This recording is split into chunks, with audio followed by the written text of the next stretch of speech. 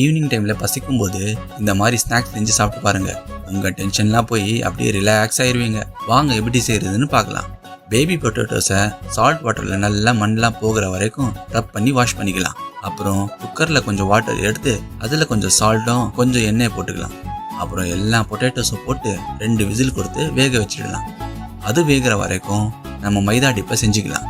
ஒரு பவுலில் மைதா போட்டு அதில் பெரிய பெரிய மசாலா, கொஞ்சம் சால்ட்டு, அப்புறமா வாட்டர் போட்டு மிக்ஸ் பண்ணிக்கலாம்.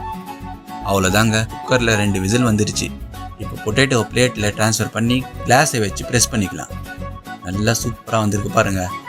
இப்போ எல்லாம் ப்ரெஸ் பண்ண பொட்டேட்டோஸும் மைதா பேட்டரில் டிப் பண்ணிக்கலாம். நெக்ஸ்ட்டு ஸ்டவ்வில் பேன் வச்சு 3 டேபிள் ஸ்பூன் ஆயில் போட்டுக்கலாம்.